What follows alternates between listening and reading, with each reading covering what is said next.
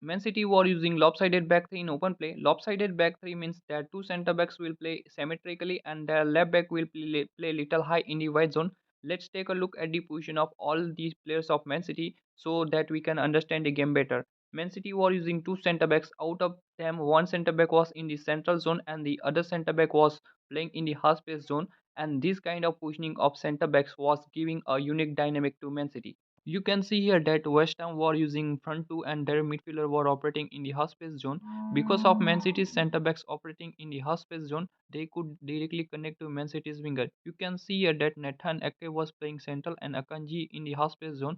So if Nathan Ake played side passes to Akanji, then Akanji could play direct pass to Man City's winger.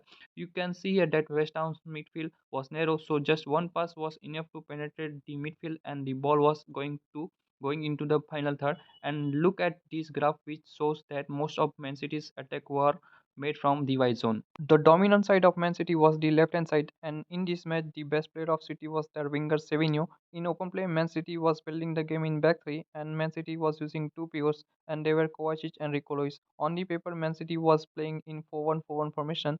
Man City's fullback was inverted and playing as a midfielder. So in this way, Man City was playing with two pivots. West Ham was using front two in open play. West Ham front two were operating central and narrow. West Ham front two were not dedicatedly pressing Man City's centre backs. They were preferring to stay deep. Due to West Ham front two operating central and narrow, they were considering Man City's pivots. West Ham blocked the passing lanes of Man City's pivots and Man City were unable to build the game from the center. So Man City were forced to build the game from wide. Even if on some occasion West Ham front men press, their position was such that Man City pivots were unable to receive the passes. Now let's talk about the midfield. As we discussed that Man City was using two pivots and they were supported in the midfield by two attacking midfielder of Man City. See their position was in the half space zone with two pivots and two attacking midfielder. Man City midfield consisted of four players and the shape of Man City midfield looked like a square. Here is the position of West Ham midfield players. One player was central and two players were operating in the wide zone. So in this way, Man City had a 4v3 number advantage in midfield. But because of West Ham wide midfielder operating in the half space zone, they were covering the attacking midfielder of Man City. You can see here that West Ham wide midfielder and Man City's attacking midfielder were in the same zone in front of Man City's player. So Man City centre back were not able to play passes to Man City's attacking midfielders. So in the end, Man City were forced to play long balls, and Man City preferred to switch the ball from the center to wide zone. And it was not that Man City was trying to build a game from the center. In this scenario, Man City's attacking midfielder were cover shadow and they were not able to receive the ball between the lines. So Man City's attacking midfielder was drifting wide to center. So when he was drifting in midfield to receive the ball, due to the compactness between defense line and midfield line, Man City's attacking midfielder was losing the ball position. And this was very dangerous for Man City. And why? Let me tell you. Now see here, Man City's attacking midfielder failed to receive the pass.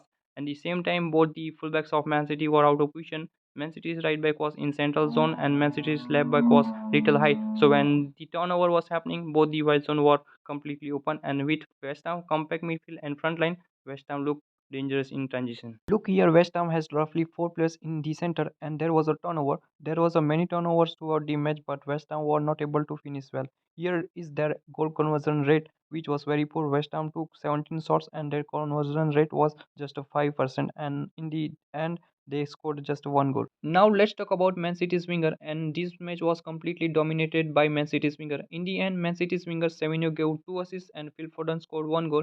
Look at the stats of Savinho. Savinho put five crosses from the flank, and one of them was converted into goal.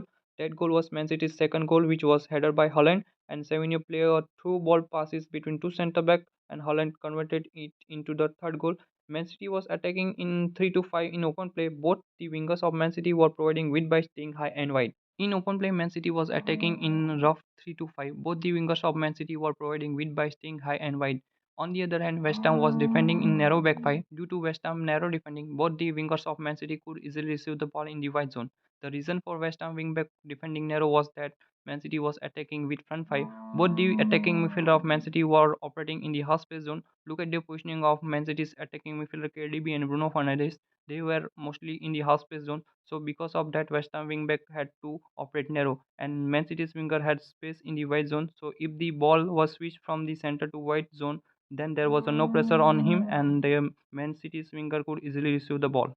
See here, when the ball was switched from midfield, then the Man City's winger was free in the wide zone to receive the ball. Here he received the ball in the middle third and he dribbled the ball to the final third. As we discussed, West Ham wingback was defending narrow, so he was to cover a lot of distance to cover Man City's winger, and by then the ball would have reached the final third. Also, Semenyo was very good in one-on-one situation. He dribbled past West Ham wingback and then put a cross in the box, and Man City scored the goal, which leads to Man City's second goal. Now let's talk about the West Ham build-up phase. When West Ham was starting the game with short pass, West Ham centre back were with goalkeeper and their fullback were providing width by staying wide. West Ham was using two pivots and they were under pressure from Man City's attacker. Man City were pressing with front five in the first phase. Man City's attacking midfielder were in the center alongside with the goal striker, and Man City's winger were pressing West Ham fullback by staying wide.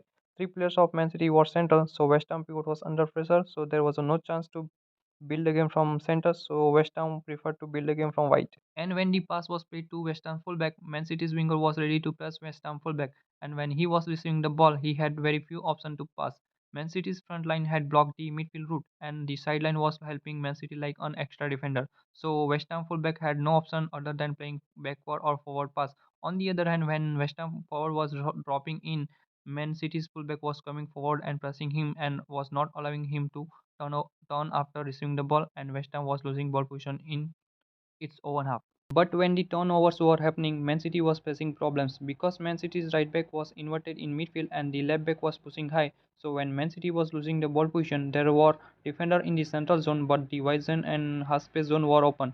But in the transition, West Ham forward Kudus was not able to give the final output. See, as we discussed, when turnovers were happening, Man City's fullback were out of position. The half space and wide zone were completely open, and Kudus missed the opportunity from here. If you have watched this video till the end, then you must have definitely liked the video. You can check my playlist where I have posted video of tactical analysis of English Premier League, Champions League, La Liga. If you like the video, then like and share the video, and don't forget to subscribe to the channel.